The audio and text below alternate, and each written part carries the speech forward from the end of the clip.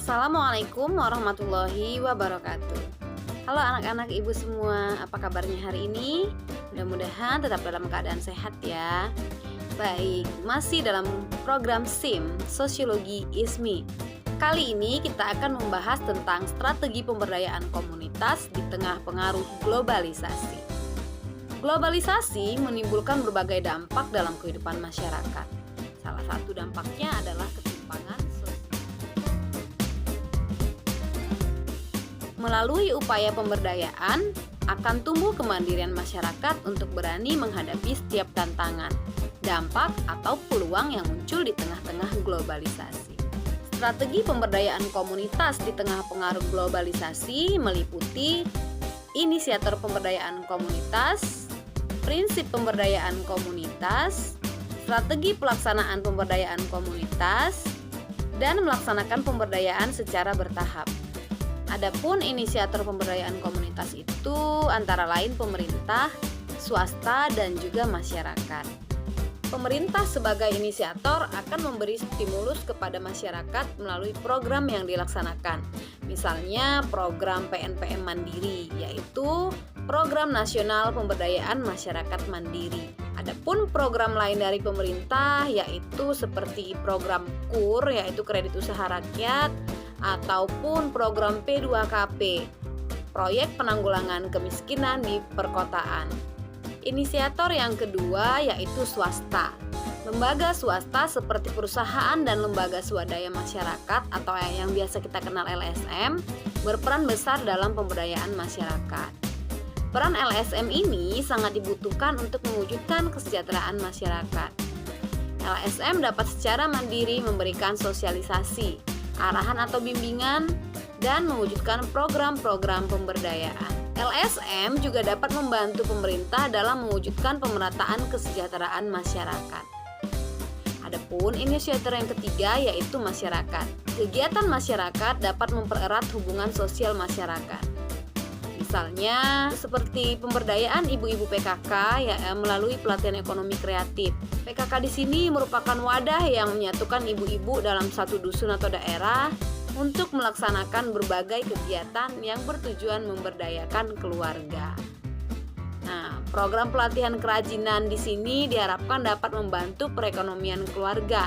Biasanya diprakarsai oleh para pemangku kepentingan seperti kepala desa, lurah, ketua RT, ketua RW, tokoh masyarakat, warga masyarakat, pemuda, dan hasil musyawarah.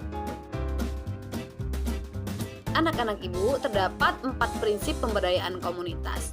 Yang pertama yaitu kesetaraan.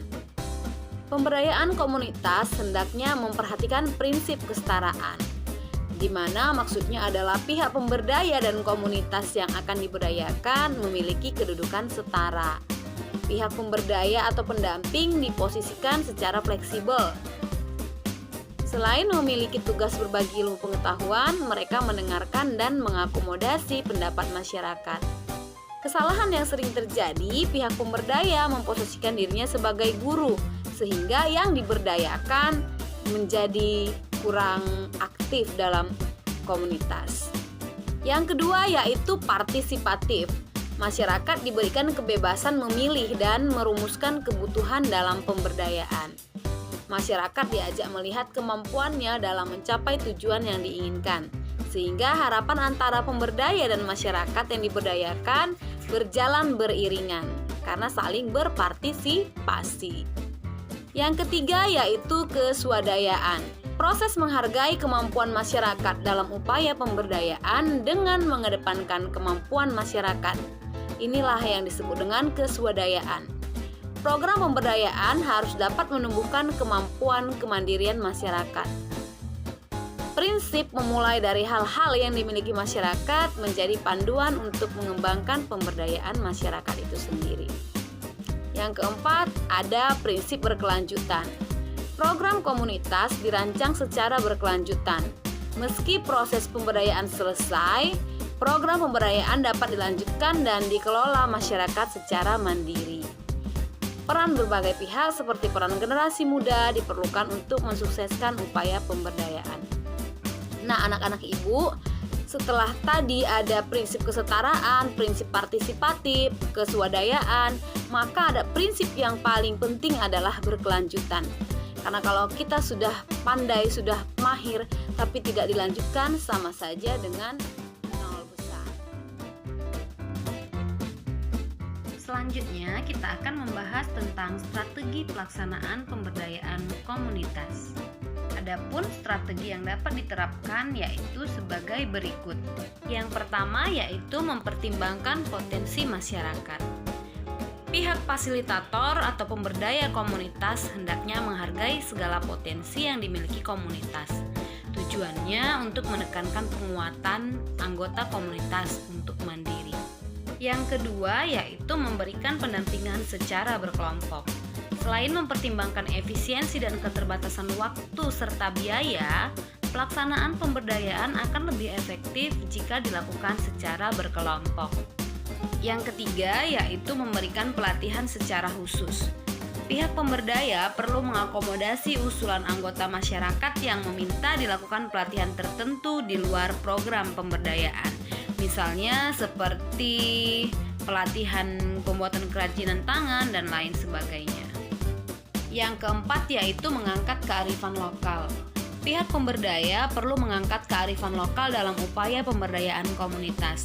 Sebagai contoh, masyarakat suku laut di perairan Riau memiliki kearifan lokal berupa larangan mengambil hasil laut secara berlebihan. Untuk itu, pihak pemberdaya dapat mengajarkan masyarakat membuat dan mengelola tambak ikan agar kearifan lokal tetap bertahan. Adapun yang kelima yaitu memberikan bantuan sarana. Sarana prasarana merupakan unsur paling penting dalam melaksanakan kegiatan pemberdayaan. Sebagai contoh, untuk mensukseskan program penghijauan, warga perlu dibantu dengan menyediakan alat-alat pertanian, benih tanaman, pupuk, dan juga polybag. Anak-anak ibu semua, adapun materi terakhir kita pada pertemuan kali ini yaitu melaksanakan pemberdayaan secara bertahap. Terdapat 3 tahapan dalam pelaksanaan pemberdayaan, antara lain perencanaan, pelaksanaan, dan evaluasi.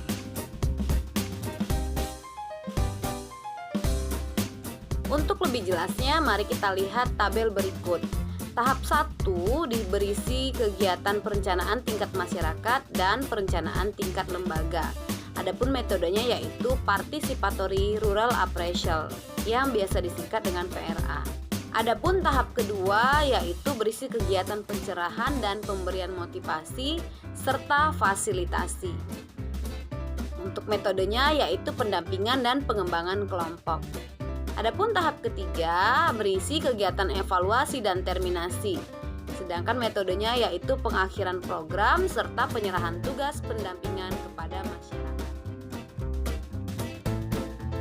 Baiklah anak-anak ibu, sekian materi kita kali ini, semoga dapat dipahami. Assalamualaikum warahmatullahi wabarakatuh.